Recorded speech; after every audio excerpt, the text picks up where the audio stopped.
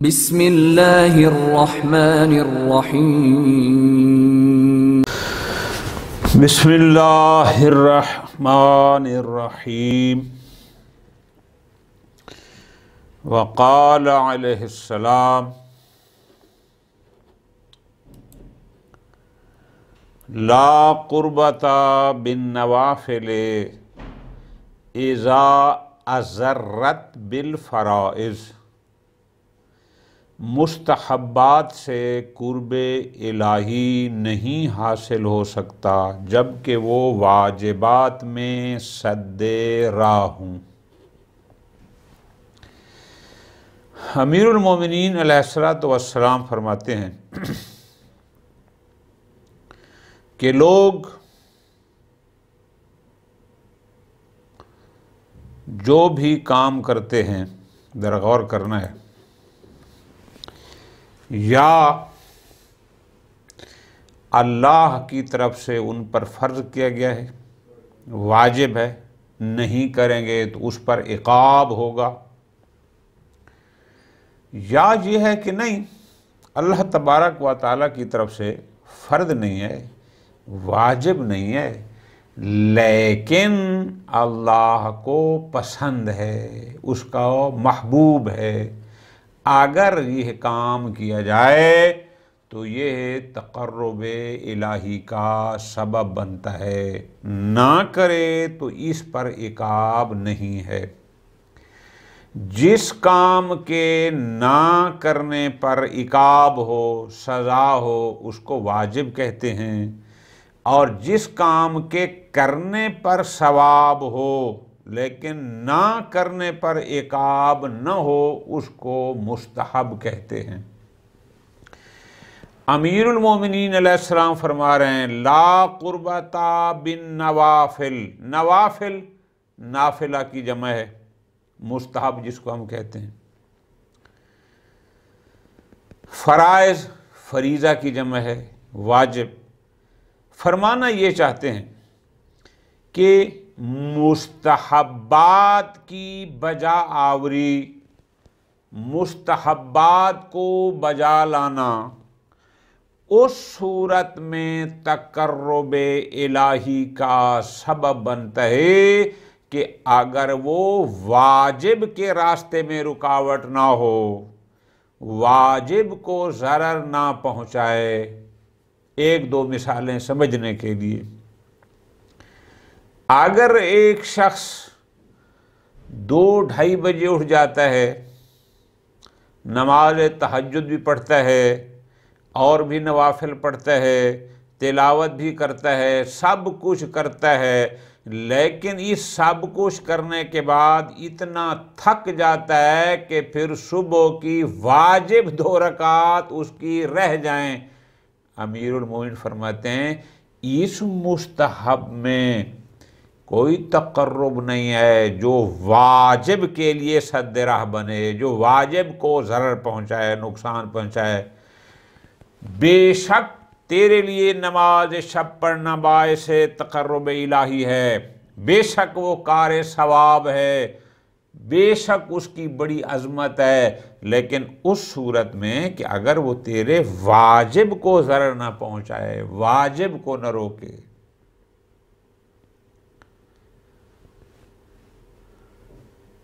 لوگوں کو کھلانا، مومنین پر خرچ کرنا کوئی حرج نہیں، ثواب ہے، باعث تقرب الہی ہے، لیکن اگر یہ تیرا عمل تیرے واجب کی راہ میں رکاوٹ ہو، ماں باپ کا نفقہ تیرے اوپر واجب ہے، اب تو باپ کو نہیں دے رہا اور دیگر کسی اور پر مومن پر خرچ کر رہا ہے، ماں مجبور پڑی ہے اس کو نہیں دے رہا جو واجب ہے، اور یہ اس کو دے رہا ہے جی میں فلاں جگہ خرچ کر رہا ہوں، نہ نہ نہ، ایسا مستحب جو تیرے واجب کے لیے رکاوٹ بنے، جو تیرے واجب کو نقصان پہنچائے، پھر اس مستحب کا تمہیں اجر نہیں ملے گا، اس لیے کہ اس کا اجر ملنا تھا واجبات کی ادائیگی کے ساتھ۔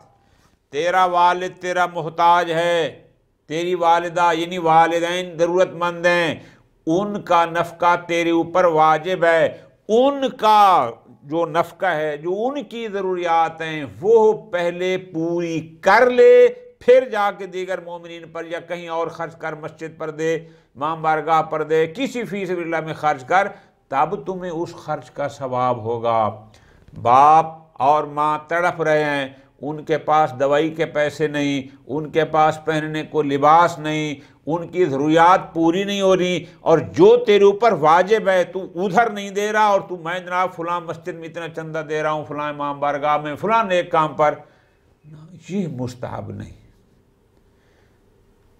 امام علیہ السلام متوجہ کر رہے ہیں کہ تمہیں مستحبات کا ثواب اس صورت میں ملے گا جب وہ تیرے واجب کو نقصان نہ پہنچائیں۔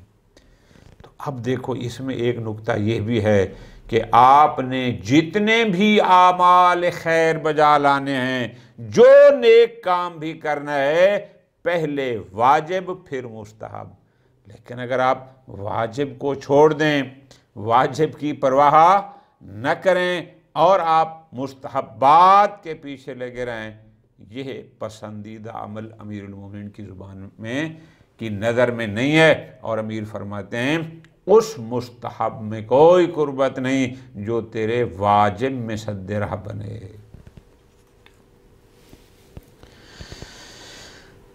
قال علیہ السلام لسان العاقل وراء قلبہ،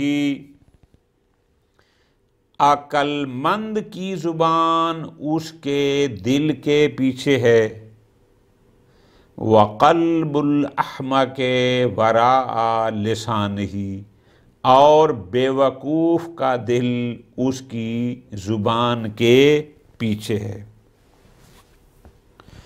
اسی طرح اس حدیث کو یوں بھی نقل کیا گیا کہ لسان العاقل وراء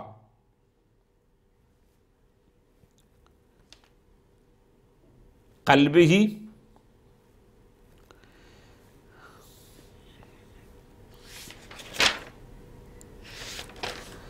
لسان العاقل وراء قلبہ وقلب الاحمق وراء لسانہ۔ خوب فرماتے ہیں عقل مند کی زبان اس کے دل کے پیچھے ہے اور بے وقوف کا دل اس کی زبان کے پیچھے ہے۔ قال الرضی، اس کی تشریح فرما رہے ہیں کہ امیر کائنات یہ جو جملہ فرما رہے ہیں کون سا، کہ لسان العاقل وراء قلبہ، کہ عقل مند کی زبان اس کے دل کے پیچھے ہے، وقلب الاحمق وراء لسانہ، اور احمق کا دل اس کی زبان کے پیچھے ہے۔ اس میں فرمانا کیا چاہتے ہیں؟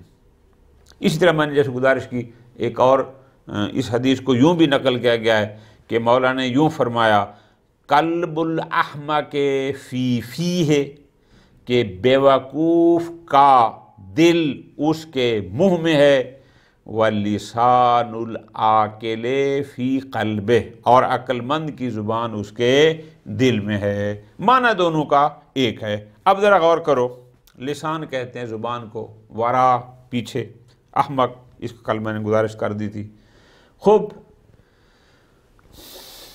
فرماتے ہیں دو قسم کے لوگ ہیں، کل بھی بات ہوئی تھی عاقل اور احمق کی، آج بھی اسی سے مربوط ہے۔ جو شخص بولنے سے پہلے سوچتا ہے، امیر المومنین کی نظر میں وہ عاقل ہے، اور جو بولتا پہلے ہے سوچتا بعد میں ہے، امیر المومنین کی نظر میں وہ احمق ہے۔ اردو میں ایک جملہ بڑا مشہور ہے اور ممکن ہے کہ وہ امیر المومنین علیہ السلام کی اسی فرمان سے لیا گیا ہو۔ وہ جملہ اردو میں جو معروف ہے وہ ہے، پہلے تولو پھر بولو۔ اس تولنے کا مطلب کیا ہے؟ یہی ہے جو امیر کائنات فرما رہے ہیں کہ جو عقل مند ہے اس کے سامنے اس کا عقل ہوتا ہے، پہلے وہ سوچتا ہے، پہلے وہ تدبر کرتا ہے، پہلے وہ فکر کرتا ہے کہ اس جگہ پر یہ بات کرنی ہے یا نہیں کرنی، پہلے وہ یہ سوچتا ہے کہ یہاں کون سی بات کرنی ہے اور کون سی نہیں کرنی، پہلے وہ سوچتا ہے کہ اس کے لیے کس لفظ کا استعمال مناسب ہے اور کس لفظ کا استعمال مناسب نہیں ہے۔ لیکن جو احمق ہے وہ ان مناسبات کا خیال نہیں رکھتا، وہ اس چیز کی فکر ہی نہیں کرتا کہ یہاں کون سی بات کرنی ہے یا یہاں کرنی بھی ہے یا نہیں ہے، یا کن الفاظ کو استعمال کرنا ہے، بس جو منہ میں آیا اس نے کہہ دیا، بعد میں سوچتا ہے اوہو، یا بعد میں صفائیاں دیتا ہے نہیں میرا مقصد یہ نہیں تھا، میں اصل میں یہ کہنا چاہ رہا تھا فلاں، بات جب نکل جائے پھر وہ واپس نہیں آتی۔ امیر المومنین علیہ السلام ہمیں اس طرف متوجہ کر رہے ہیں، الفاظ پہ غور کرنا۔ امیر کائنات کیا فرما رہے ہیں؟ لسان العاقل ورا قلبہ، اگر آپ عقل مند ہیں، زبان پیچھے، قلب دل، یعنی مراد کیا؟ عقل آگے، پہلے سوچو سمجھو غور کرو پھر زبان کو، اس لیے کہ جو لفظ زبان سے ایک دفعہ نکل جائے پھر وہ واپس نہیں آتا۔ اور قلب الاحمق، اور جو احمق شخص ہے اس کا قلب، اس کا دل، ورا لسانی، زبان کے پیچھے، مطلب کیا ہے کہ اس کی زبان میں جو آتا ہے بے سوچے سمجھے بول دیا، جو لفظ منہ میں آیا وہ نکال دیا، عقل کا استعمال بعد میں کرتا ہے۔ امیر المومنین علیہ السلام کی نظر میں عقل مند وہ ہے جو بولنے سے پہلے سوچتا ہے، اور احمق ہے وہ شخص جو بولتا پہلے ہے اور سوچتا بعد میں ہے۔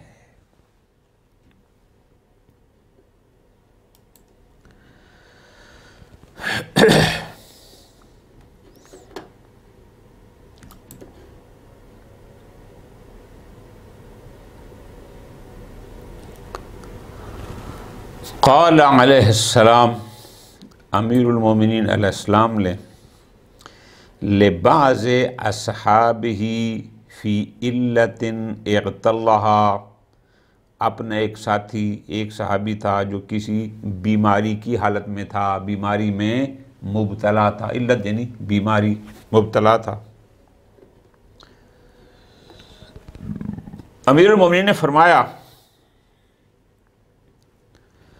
جعل اللہ ما کان من شکواک حتا لسیئاتک، اللہ نے تمہارے مرد کو تمہارے گناہوں کو دور کرنے کا ذریعہ قرار دیا۔ فَإِنَّ الْمَرَضَ لَا أَجْرَ فِيهِ، کیونکہ خود مرض کا کوئی ثواب نہیں، وَلَكِنَّهُ يَحُطُّ السَّيِّئَاتِ وَيَحُطُّهَا حَتَّى الْأَوْرَاقِ، مگر وہ گناہوں کو مٹاتا اور انہیں اس طرح جھاڑ دیتا ہے جس طرح درخت سے پتے جھڑتے ہیں۔ انما العاجر فی القول باللسان والعمل بالایدی والاقدام، ثواب اس میں ہوتا ہے جو کچھ زبان سے کہا جائے جو اور کچھ ہاتھوں پیروں سے کیا جائے۔ ان اللہ سبحانہ یدخل بصدق النیت والسریرۃ الصالحہ من یشاء من عبادہ الجنۃ، خداوند عالم اپنے بندوں میں سے نیک نیتی اور پاک دامنی کی وجہ سے جسے چاہتا ہے جنت میں داخل فرما دیتا ہے۔ اب ذرا غور کرو، علت مرض بیماری کہتے ہیں. شکوا اس کا معنی بھی عربی میں بیماری ہے. یحط توئے کے ساتھ، خط یعنی گرانا، ٹھیک ہے جی. حت الورق ساکت کرنا، یہ تا کے ساتھ ہے. ایک ہوتا ہے کوئی گرانے والا کسی کو گرائے، ایک ہے حت الورق جیسے پتے خود جھڑتے ہیں، جھڑنا آپ اس معنی میں یوں بھی کر سکتے ہیں یا اس کو گرانا معنی میں کر سکتے ہیں. ایک امیر المومنین علیہ الصلوۃ والسلام کا صحابی بیمار ہوتا ہے. امیر المومنین علیہ السلام اس بیمار صحابی کی عیادت کے لیے جاتے ہیں. جب وہاں جاتے ہیں تو امیر المومنین علیہ الصلوۃ والسلام بیمار پرسی کے ساتھ ایک بہت بڑے نکتے کی طرف بھی متوجہ کرتے ہیں. یہ بحث ہم لوگ عام طور پر علم کلام میں کرتے ہیں. بحث وہاں یہ ہوتی ہے کہ ثواب کس چیز پر ملتا ہے، عقاب کس چیز پر ملتا ہے، یہ وہاں بحث ہے، یہاں سے مربوط نہیں ہے. صرف آپ کو ایک مولا کے فرمان کی تھوڑی سی وضاحت کے لیے. ثواب یا عقاب انسان کو اس فعل پر ملتا ہے جو فعل وہ انسان اختیاراً بجا لاتا ہے. جو فعل، جو کام بندہ اپنے ارادے اور اختیار سے کرتا ہے اس پر ثواب و عقاب ہوتا ہے. میں نے ایک عام سی مثال سمجھانے کے لیے، روزہ رکھا ہوا تھا، اگر میں نے اختیاراً جان بوجھ کے روزے کی حالت میں پانی پی لیا عقاب ہوگا چونکہ میں نے بلا وجہ روزہ باطل کیا. لیکن اگر میں بھول کے پی لیتا ہوں یا کوئی مجھے پکڑ کر جبراً کچھ اندر ڈال دیتا ہے، اس پر کوئی عقاب نہیں ہے. یہ فقط بات سمجھانے کے لیے کہ ثواب و عقاب یہ ہوتا ہے ان افعال پر، ان کاموں پر جو انسان اختیار سے کرتا ہے. امیر کائنات اس میں سمجھانا یہ چاہ رہے ہیں کہ تو ہوا ہے بیمار، تیرا یہ بیمار ہونا تیرے اختیار میں نہیں ہے، تو اپنی مرضی سے بیمار. کون چاہتا ہے کہ میں جان بوجھ کے بیمار ہو جاؤں، اس کو درد ہو فلان ہو، نہ، یہ بیماری اور یہ چیزیں اللہ کی طرف سے ہیں. فرماتے ہیں چونکہ یہ بیماری وغیرہ یہ سب من جانب اللہ ہے، تیرا اپنا اختیار اس میں نہیں ہے، اس پر تمہیں ثواب نہیں ملے گا. لیکن آخر اللہ نے جو تمہیں بیماری دی، تو بستر پر پڑا رہا، تمہیں اتنے درد ہوئے، اتنی تکلیف ہوئی، تو اس کا کوئی نہ کوئی عوض تو وہ دے گا، کوئی نہ کوئی بدلہ تو وہ اس کا دے گا. اس نقطے کی طرف اس میں اشارہ فرما رہے ہیں. چونکہ جب مولا نے فرمایا کہ اس بیماری کا اجر یعنی ثواب نہیں ہے، تو سوال تو اٹھتا ہے کہ جناب اگر ثواب نہیں ہے تو میں جو بستر پر تڑپ رہا ہوں، میرا آپریشن ہوا، مجھے اتنے درد ہوئے، مجھے اتنی تکلیف ہوئی اور اس کا کوئی ثواب بھی نہیں ہے، تو ثواب نہیں ہے تو پھر کیا ہے؟ اس نقطے کو امیر المومنین یہاں اس اپنے فرمان ذیشان میں بیان فرما رہے ہیں. فرمایا میں بتاتا ہوں ثواب کس پر ہوتا ہے؟ جو تو اپنے اختیار سے زبان سے بولے گا، تو اپنے اختیار سے کہے گا سبحان اللہ، اللہ اکبر، الحمدللہ، اس پر تمہیں ثواب ہوگا.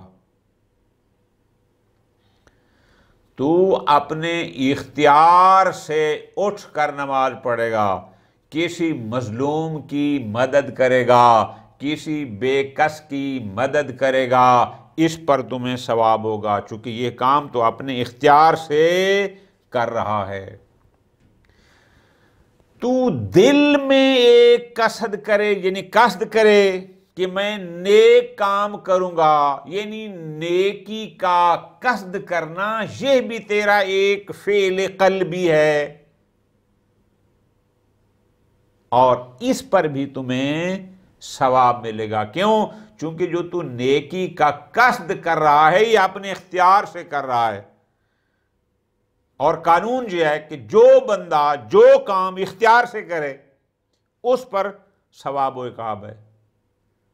تو پھر جناب یہ بیمار ہونا، یہ تکلیف، یہ ہم اپنے اختیار سے تو نہیں کرتے۔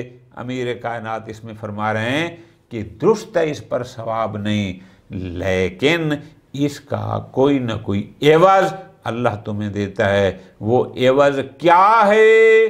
وہ عوض یہ ہے کہ یہ بیماری تیرے گناہوں کی جھڑنے کا سبب بنتی ہے۔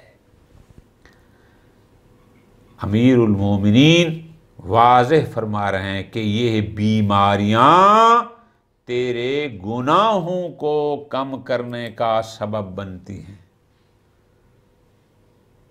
تیرے گناہ ایسے جھڑتے ہیں جیسے خشک درخت کے پتے جھڑتے ہیں۔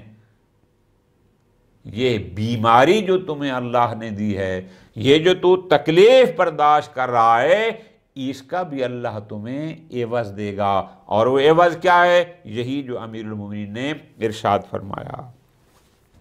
ذرا غور کرنا گا۔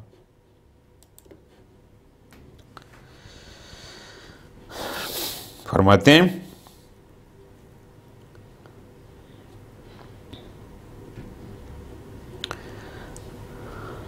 جعل اللہ ما کانا من شکواک حتا لسیئاتک۔ شکوا میں نے گزارش کی ہے، بیماری کہتے ہیں، حت گرانا، ترک کرنا۔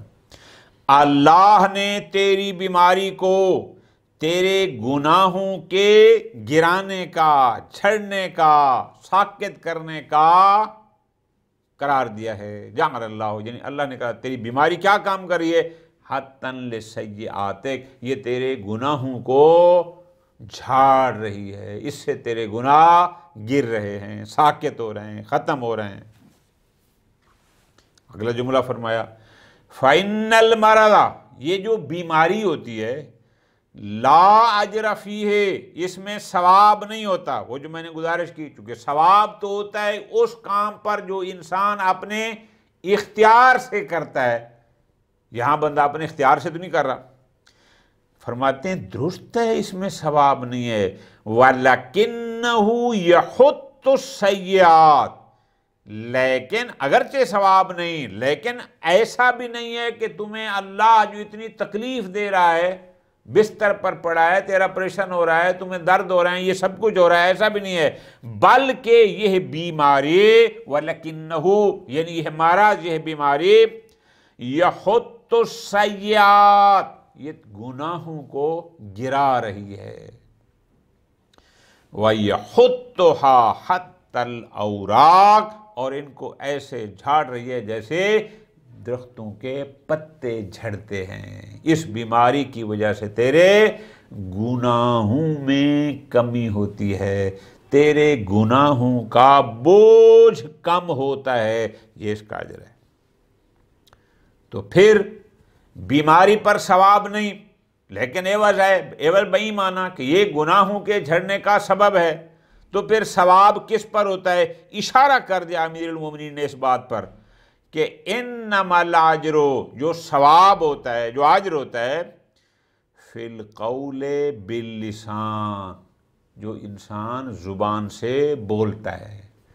زبان سے تو جب کچھ اچھا بولے گا اس پر تمہیں ثواب ہوگا، اگر زبان سے تو حق کی حمایت کرے گا تمہیں ثواب ہوگا، اس زبان سے تو باطل کی حمایت کرے گا تمہیں عقاب ہوگا۔ کیوں؟ تیرا زبان سے بولنا یہ تیرے اپنے اختیار میں ہے۔ انما الاجر، جو ثواب ہوتا ہے وہ ہے فی القول باللسان، زبان سے بولنے میں۔ حق بولے گا تمہیں ثواب ہوگا، باطل بولے گا تمہیں عقاب ہوگا، سچ بولے گا تمہیں ثواب ہوگا، جھوٹ بولے گا تمہیں عقاب ہوگا، اس لیے کہ یہ زبان سے بولنا تیرا اپنا اختیار ہے۔ وَالْعَمَلُ بِالْعَيْدِي وَالْأَقْدَامِ، آج ثواب کس پر ہے؟ جو کچھ تو اپنے ہاتھ اور پاؤں سے کرتا ہے، اپنے ہاتھوں سے محتاج کی محتاجی کو دور کرے گا، اپنے ہاتھوں سے کسی بیچارے کی بیچارگی کو ختم کرے گا، کسی فقیر کو کچھ عطا کرے گا، اپنے ہاتھوں سے واجبات مالی ادا کرے گا، اس پر ثواب ہے۔ کیوں؟ چونکہ تو اختیاراً یہ کر رہا ہے۔ والاقدام، اگر تیرے قدم حق کی حمایت میں بڑھیں گے تمہیں اس پر اجر ہوگا، تمہیں اس پر ثواب ہوگا، اگر تیرے قدم باطل کی حمایت میں جائیں گے تو تمہیں عقاب ہوگا۔ کیوں؟ اس لیے کہ تیرا ان اقدام کو، یعنی اس چلنا، اس طرف جانا، یہ تیرے اختیار میں ہے۔